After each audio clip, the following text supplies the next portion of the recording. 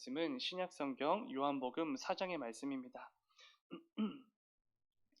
요한복음 4장 27절부터 34절까지 말씀입니다. 신약성경 148페이지에 있습니다. 요한복음 4장 27절부터 34절까지 말씀입니다.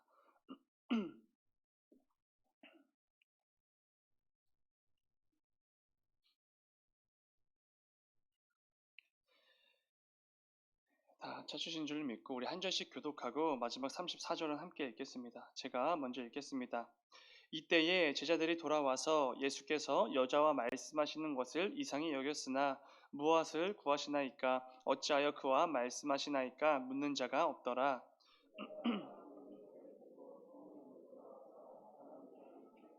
내가 행한 모든 일을 내게 말한 사람을 와서 보라. 이는 그리스도가 아니냐 하니 그 사이에 제자들이 청하여 이르되 랍비여 잡수소서. 제자들이 서로 말하되 누가 잡수실 것을 갖다 드렸는가 하니 예수께서 이르시되 나의 양식은 나를 보내신 이의 뜻을 행하며 그의 일을 온전히 이루는 이것이니라. 아멘. 아멘. 새벽에 드려진 예물이 있습니다. 김은숙 권사님께서 드리셨습니다. 은자 승리교회 목사님 자녀들 치료비로 써주세요 하고 예물 드리셨습니다. 잠시 기도하겠습니다. 사랑의 주님, 감사합니다. 아버지, 이번 한 주간도 우리에게 이 귀한 한 주간의 삶을 허락하여 주시고 또 그 하루를 시작하게 하시니 주의 진정으로 감사를 드립니다. 아버지, 이번 한 주간 가운데 또 주님께서 우리에게 허락해 주실 또 그 귀한 하나님의 음성을 또 듣는 귀한 한 주간이 되게 해주시고 또 무엇보다 하나님께서 기뻐 여기실 만한 삶의 열매들을 그 어느 때보다 가득 맺는 한 주간이 될 수 있도록 주님 인도하여 주시옵소서. 그래야 해서 하나님의 기쁨이 된다는 것이 얼마나 큰 감격이고 또 감사함인지 또 분명히 깨달아 알아가는 또 귀한 한 주간 될 수 있도록 주님 인도하여 주시옵소서. 사랑의 주님, 또 김은숙 권사님 또 귀한 예물을 드리셨습니다. 아버지, 이 예물을 통하여서 운자 승리교회 주님께서 허락해 주신 또 귀한 형제 우리 베누스 목사님과 그의 가정에게 정말 귀하게 쓰임 받는 예물 될 수 있도록 인도하여 주시옵소서. 이 예물을 통하여서 그 가정에 허락된 그 기도의 제목들이 어떤 염려나 어려움의 제목들이 아니라 하나님의 살아계심을 더욱더 맛보는 제목들 될 수 있도록 인도하여 주시옵소서. 이 예물을 통해 그 가정 가운데 하나님의 살아계심이 더욱더 경험되게 해주시고 우리 예수님의 사랑이 얼마나 놀랍고 위대하고 풍성한 사랑인지를 또 마음껏 경험할 수 있는 예물로 쓰임 받을 수 있도록 주님 인도하여 주시옵소서. 그 가정 가운데 또 여러 기도 제목들이 있습니다. 아버지, 그 가운데 함께하여 주시고 꼭 붙들어 주시고 모든 상황 가운데 주님 인도하여 주시옵소서. 주님 감사합니다. 거룩하신 예수님의 이름으로 기도드렸습니다. 아멘. 우리 함께 읽은 말씀을 가지고 영적인 양식 이런 제목으로 함께 말씀을 나누도록 하겠습니다. 최근 사람들의 소비 패턴 중에 가장 큰 비중을 차지하는 것 중에 하나가 몸의 건강을 위한 소비라고 합니다. 이 건강한 육체를 얻기 위해서 유지하기 위해서 비싼 돈을 들이는 것입니다. 그래서 때로는 이 거금을 주고 헬스장을 등록하기도 하고 필라테스와 같이 굉장히 이렇게 많은 가격대가 유지되고 있는 운동을 등록하기도 합니다. 아니면 건강을 위해서 건강 보조식품을 사서 먹기도 합니다. 저도 최근에 이 헬스를 다니고 있는데 이 근육의 회복을 위해서 그리고 몸의 건강을 위해서 단백질 보충제라는 이 건강 보조식품을 먹고 있습니다. 이를 통해서 더욱더 건강한 몸을 유지할 수 있기 때문에 그런 식품들을 먹는 것이지요. 그런데 이 운동이나 건강 보조식품보다 육체의 건강을 더욱더 좋게 해주는 것은 우리가 섭취하는 음식이라고 합니다. 하루 세 끼를 먹을 때 무엇을 먹는지, 어떻게, 얼마나 먹는지 이거를 조절하고 관리하는 것이 이 건강한 몸을 만드는 것에 가장 탁월하고 좋은 효과를 보여준다고 합니다. 그만큼 우리 몸은 우리가 섭취하는 이 음식에 따라서 큰 영향을 받게 되는 것입니다.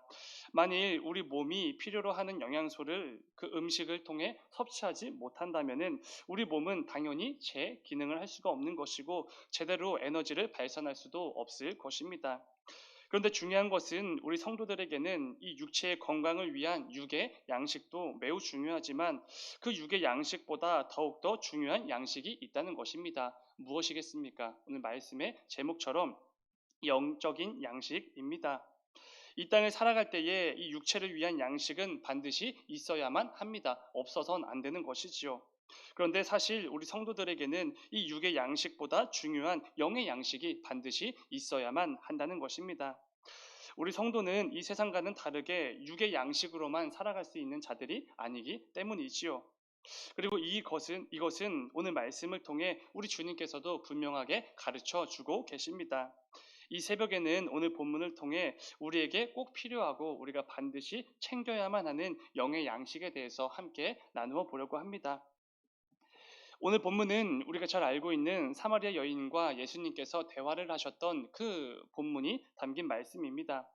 예수님께서 아침 일찍부터 사역을 감당하시고 너무나 지치신 나머지 사마리아 근처를 지나가실 때 수가라는 동네에 있던 그 우물 옆에 펄썩 주저앉으셨습니다. 그때 제자들은 먹을 것을 구하러 마을로 들어갔고 예수님은 우물에 혼자 남으셨습니다. 그때 우물에 물을 길러온 이 사마리아 여인과 예수님께서 대화를 나누시게 됩니다. 우리가 잘 아는 것처럼 유대인들은 절대로 이 사마리아 사람들과 상종하지 않았습니다. 그런데 유대인이셨던 예수님께서 사마리아 여인과 대화를 하셨던 것이지요. 나중에 그 사실을 알게 되고 그 사실을 목격한 예수님의 제자들이 따로 말은 하지 않았지만 이상하게 여길 정도로 그 당시 상황으로는 이해하기 어려운 모습을 예수님께서 보이신 것입니다. 이것은 주님께서 사마리아 땅에도 복음을 통한 그 구원의 기쁜 소식을 증거하시기 위해 의도적으로 사마리아 근처로 지나가신 것이고 또 의도적으로 그 여인을 만나셨고 그 여인과 대화하셨던 것입니다. 그런데 그때 놀라운 역사가 일어나게 됩니다. 사마리아 여인은 예수님을 만나고 예수님이 그리스도 메시아이심을 믿게 됩니다. 그리고 곧바로 자신이 살고 있는 마을로 달려가서 예수 그리스도 복음을 증거하기 시작합니다. 예수님께서 이 땅에 오신 이유는 우리 모두가 그 예수님을 통해 이 복음을 통해 구원받는 것을 이것을 위해서 이 땅에 오신 것인데 이 사마리아 여인이 그 복음을 믿고 온 동네에 증거하고 뛰어다녔으니 이 모습을 보시면서 예수님께서 정말로 기뻐하셨을 것입니다. 그때 마침 음식을 사서 돌아온 제자들이 예수님께 음식을 잡수시라고 권하는 말씀이 등장하게 됩니다. 그런데 우리 주님께서 굉장히 의미심장한 말씀을 하십니다. 본문 32절입니다. 이르시되 내게는 너희가 알지 못하는 먹을 양식이 있느니라. 이렇게 대답하십니다. 여러분 이 표현은 굉장히 귀한 표현인 것 같습니다. 왜냐하면 우리 주님께서 복음을 증거하는 그 사마리아 여인을 보고 이렇게 말씀하신 것이기 때문입니다. 우리에게 익숙한 표현으로는 이런 표현일 것 같습니다. 안 먹어도 배부르다. 예수님은 고된 사역으로 인해 지치셨고 매우 배고프셨을 것입니다. 그래서 제자들이 얼른 음식을 구하러 나아갔던 것이죠. 그러나 예수님께서는 이 예수님을 믿고 구원받은 후 그 예수 그리스도를 다른 사람들에게 열심히 증거하며 다니는 그 사마리아 여인을 보시고 너무나 기쁜 나머지 마치 안 먹어도 배부른 것처럼 그런 상태가 되신 것입니다. 저희 아버지는 이 조카들을 굉장히 사랑하시고 아끼시는 분이신데 종종 이런 말씀을 하십니다. 첫째 조카 이름이 태준이인데 태준이가 먹는 것만 봐도 배가 부르다 이렇게 말씀하실 때가 있습니다. 그런데 저희 아버지가 정말로 배불러서 그렇게 말씀하시는 것입니까? 그렇지 않습니다. 조카들을 보기만 해도 너무나 사랑스럽고 기쁘고 모든 것이 감사하시기에 아무것도 안 드셔도 마치 배부른 것처럼 그렇게 말씀하시는 것이지요. 오늘 본문에서 우리 주님께서도 느끼신 게 아마 그런 감정이지 않을까 생각이 됩니다.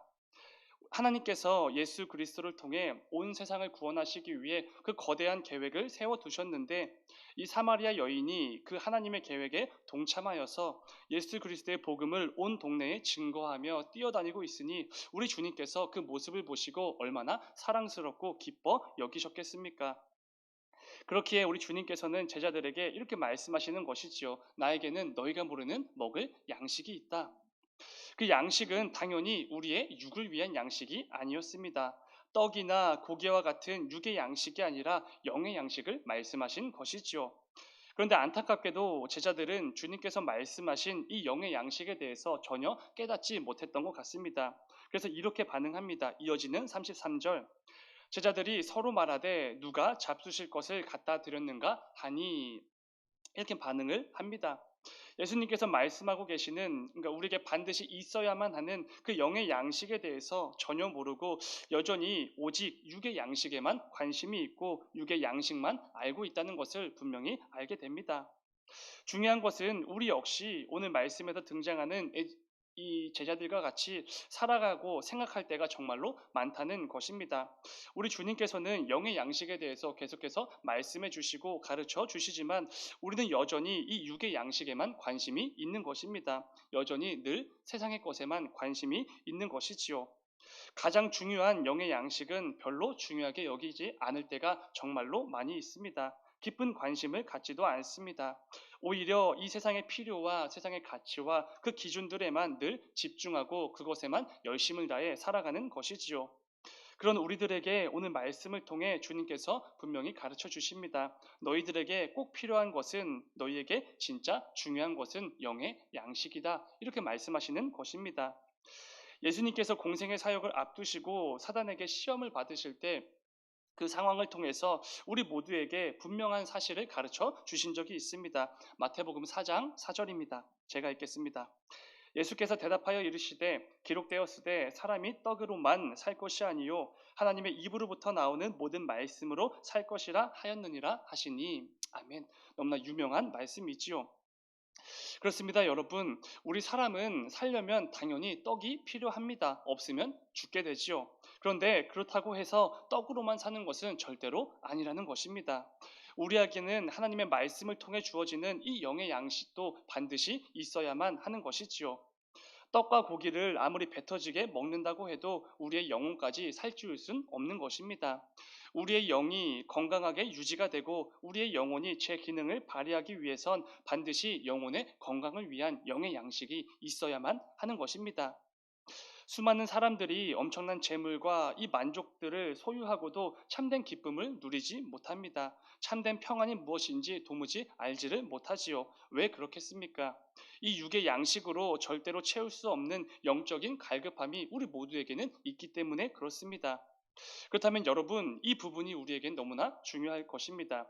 우리에게 꼭 필요한 가장 중요한 영의 양식은 무엇입니까? 이렇게 다시 질문을 드려야 할 것 같습니다. 우리에게 꼭 필요하고 가장 중요한 영의 양식은 누구십니까? 맞습니다. 바로 우리에게 참된 평안을 주시고 진짜 만족을 허락해 주시는 유일한 영의 양식이 되시는 예수 그리스도, 그분이 바로 우리의 영의 양식이라는 것이지요.